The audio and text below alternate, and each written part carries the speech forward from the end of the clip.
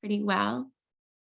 I'd like to start by telling you a little bit about me and why I'm here and leading the practice today to help orient what I share. And then I'd love to learn a little bit about each of you. So maybe Paul, start and stop as you see fit for the recording. I've known Lama John since 1996, I think. Um, in my sophomore year at Boston College, he was one of my professors. And I'll never forget the moment that I first heard about Lama John. I was looking through the course catalog, sitting at a big table in my um, suite with other roommates. And at that time, the course catalog was a newspaper. And around the table were my roommates, and standing at the end of the table was Cheryl Trevisani, who was eating a green apple. And she said, Jona, I think you'll really like Professor McCransky. I was looking for one of the core curriculum classes that I needed to take to fulfill maybe the religion requirement or something. And the way that she said it was so clear in her own heart, mind, and body that without question, I signed up for that class. And at first, I was really into the material. It was a comparative religion class, Tibetan Buddhism and Catholicism, and Boston College is a Catholic school. So most of the kids taking the class were Catholic, were raised Catholic. And John had this great way of teaching. He said, let what I share with you inform what you know or what you already practice in your own faith, whatever that may be. And so it was this opportunity. He presented the Buddhist material as opportunity to better understand our Catholic upbringing, as ways to become reacquainted with practices that maybe had become rote, or experiences during Mass that we just sort of sat through as a part of our cultural experience and maybe no one had explained to us. Now, when we were learning how, for example, maybe like what incense was or the importance of incense, would say, oh, wow, there's actually a meaning behind that. I thought that's just something they were doing in church and I never really learned or paid attention. So it was this open opportunity to take what he was sharing with us and allow it to open our eyes to what we had already or previously been experiencing in our lives. And also to wear that lens as we faced new experiences, this lens of openness and curiosity. And this relationship with John, I think on my first paper that I wrote for him, I was so excited about the material. I was really into it. And I think I got like a C on the paper. And I was pre-med.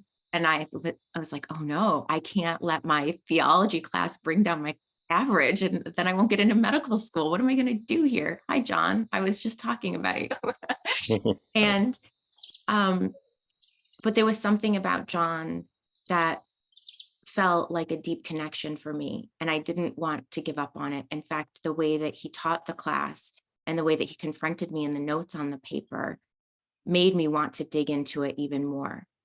He saw more in me. He knew that the paper wasn't very good and he wasn't afraid to tell me that.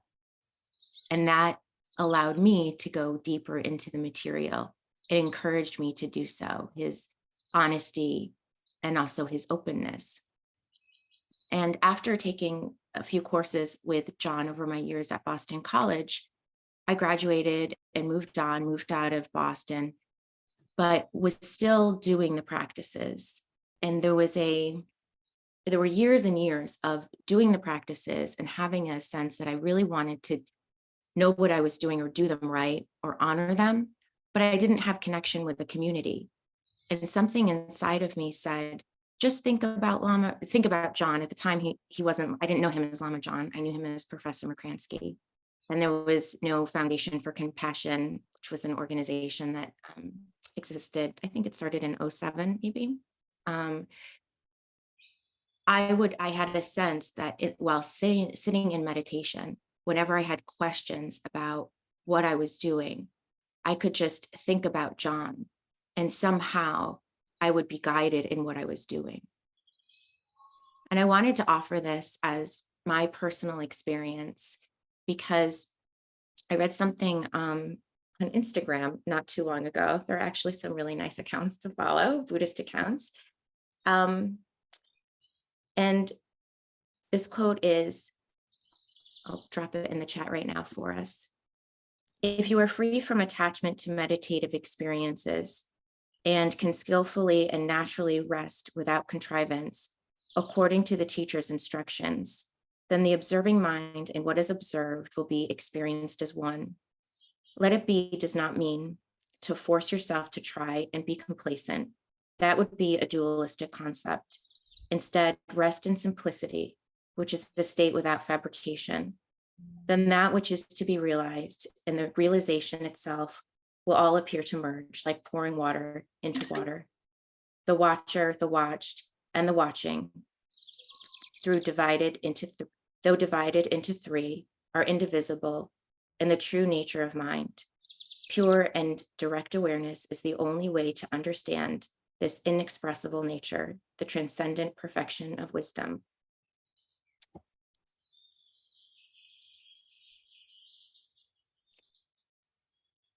And reading this threw me back 20 something years to sitting there, not even having a meditation cushion and not having a lot of instruction.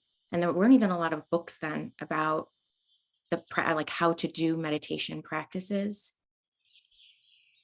It reminded me that what's always available to us is our connection to our teacher and a trust and resting in sharing with them, communing with them.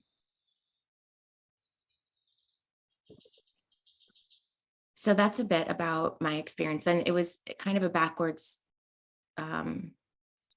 entrance into meditation, where then after that, I reconnected years after Foundation for Compassion formed, and I reconnected with many of you, or met many of you, reconnected with John in a new way. And at this point, a CT had been developed. So now there was sort of a formula that I could follow for meditation, really explicit practices. But I'm so grateful for that time of unknown, where instead of being wrapped up in the how to do it exactly, all I had was the relationship with John and a trust in something that I didn't really fully understand at the time. And I really have this deep belief that if you're here right now with us, every one of us that's here is here for some reason. There's some connection to something that we share.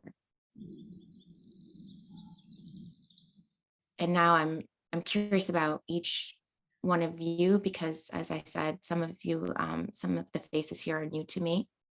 And I'm wondering not only your name, but if this communing with is relevant for you in your practice or resonates for you, if you'd like to share a little experience about that. When I officially begin the practices,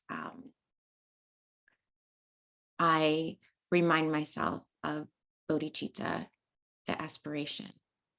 So if that's within your practice, here's the invitation, if you haven't already done so, to cultivate bodhicitta, reminding ourselves of the opportunity that's here,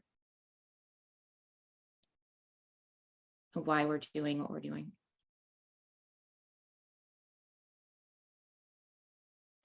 And essentially who we are.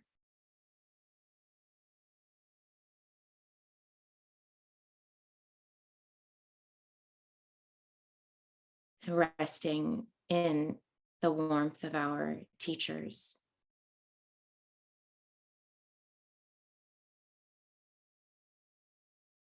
Our precious teachers and those who have connected us to our teachers.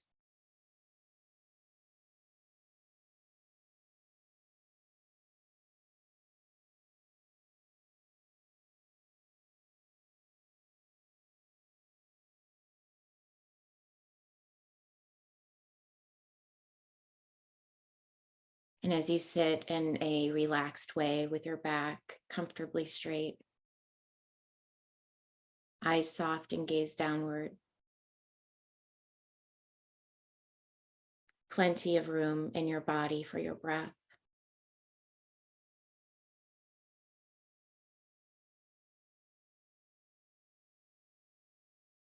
Begin to feel the rise and fall of your body with each breath.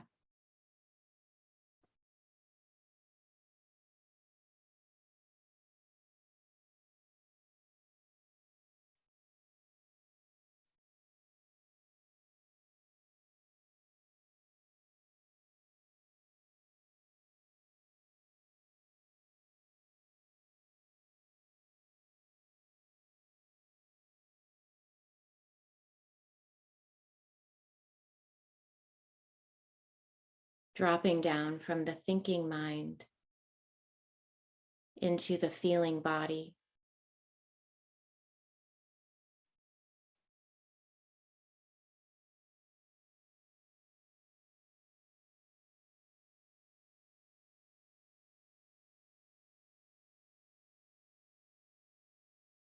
And with each exhale, settling more and more into the body.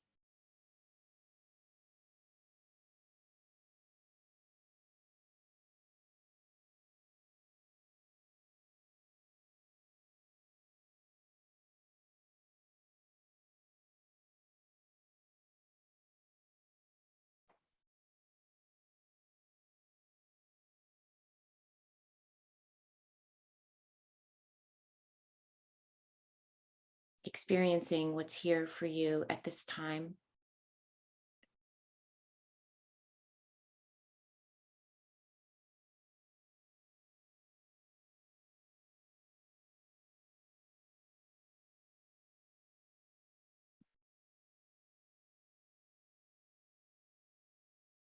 Perhaps some curiosity or anticipation.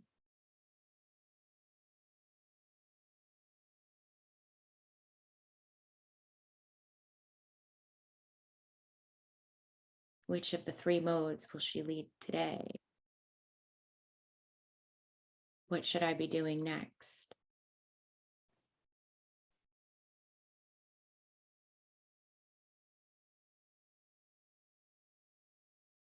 Perhaps you're noticing some warmth in the body, a feeling of comfort being held.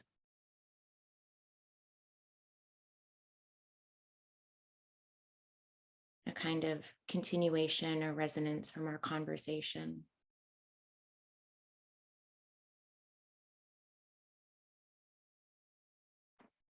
And for now, simply being with what's here.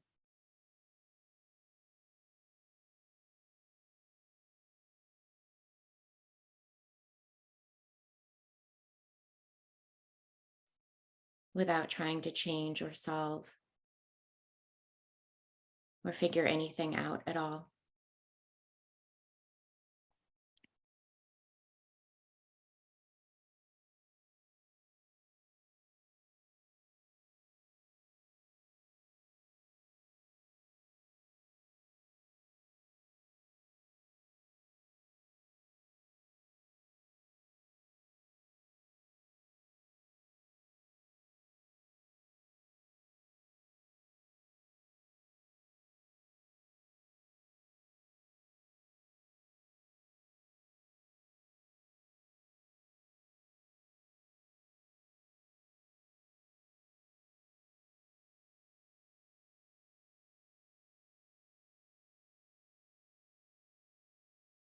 Allowing feelings beneath the feelings to reveal themselves.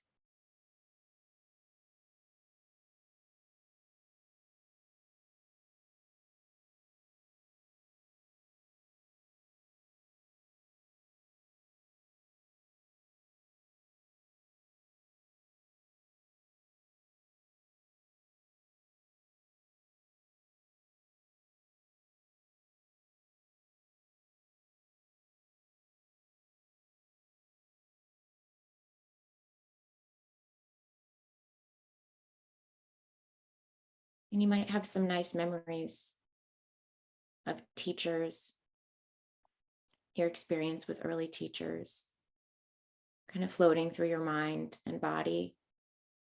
And if that's happening for you, then let it. And maybe allow this to carry you into receiving mode, actively noticing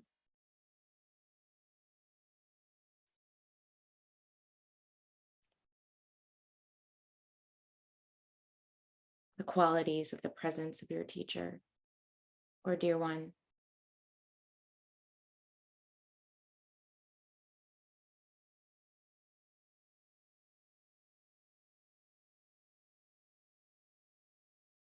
And if that's not happening for you, then don't try to make it happen. Just be with what's in the body right now.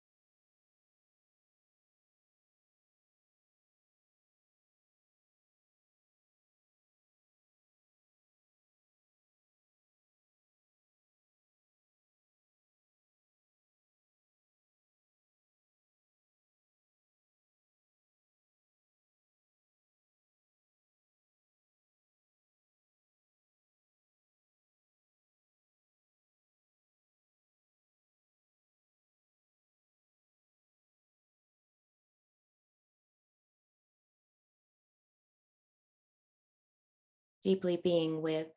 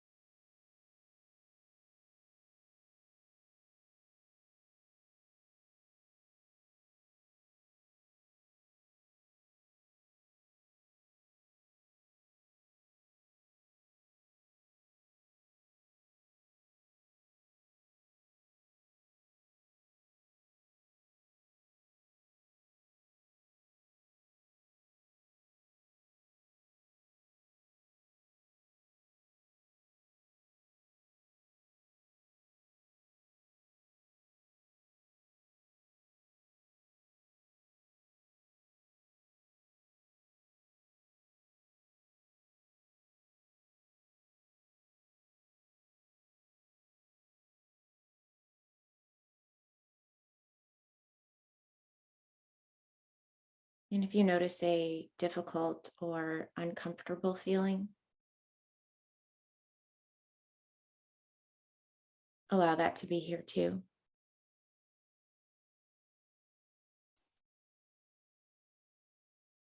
without trying to manipulate it in any way.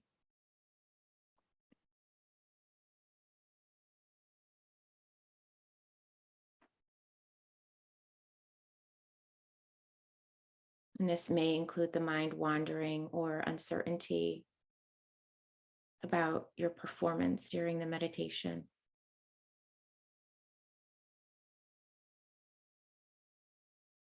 If this happens, just let it. Notice what else is here.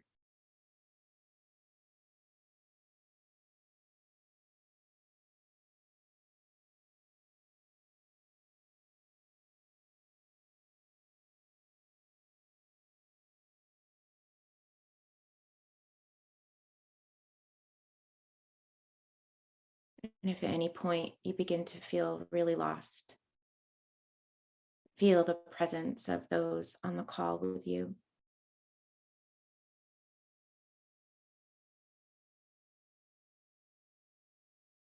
And let us meditate you.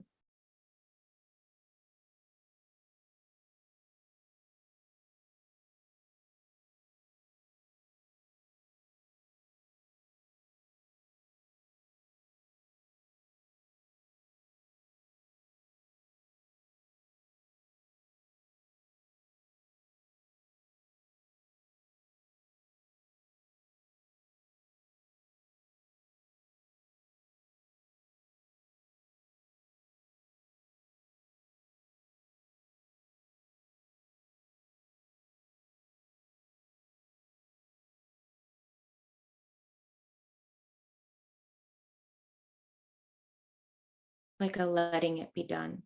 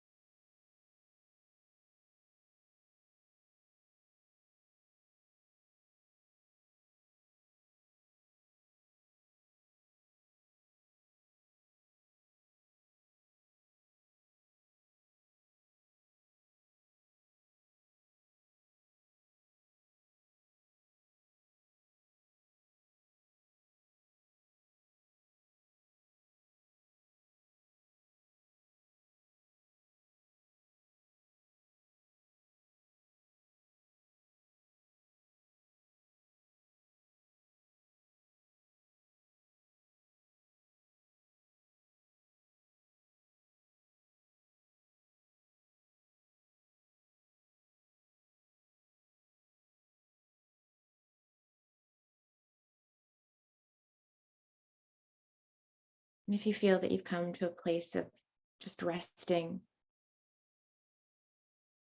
abiding with, then let this happen.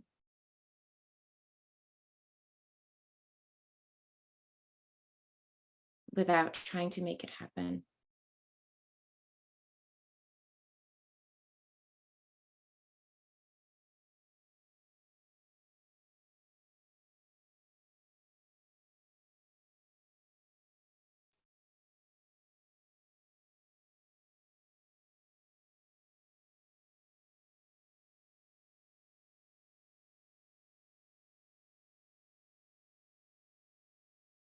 If you're here, then dropping all frameworks, concepts, and allowing the heart and mind to fall totally open.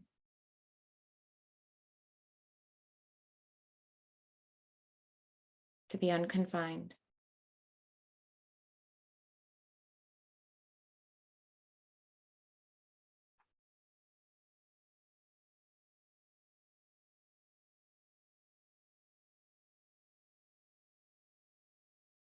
And if you're not in that place of rest and abiding, and continue to notice what is arising and being with it.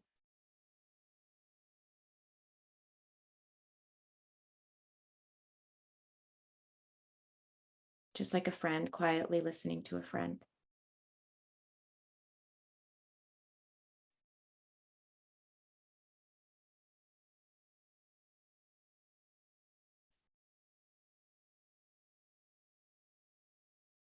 And allowing yourself to unwind.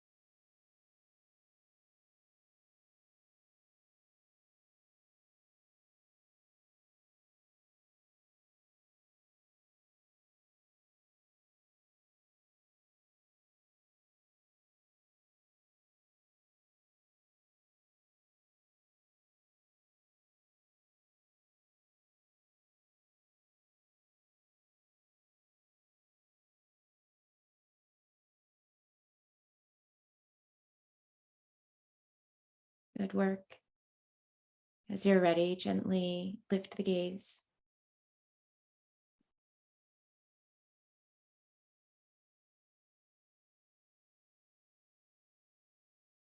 And as best we can, not like flipping a light switch, just continue to allow the meditation to resonate.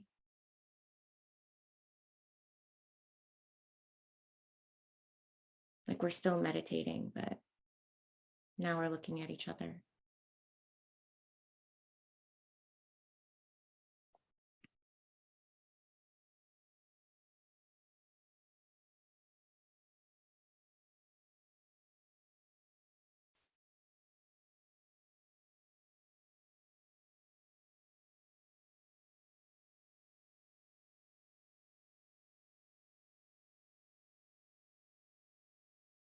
And sometimes it's nice to be quiet and just with this. So if that's where you're at, great.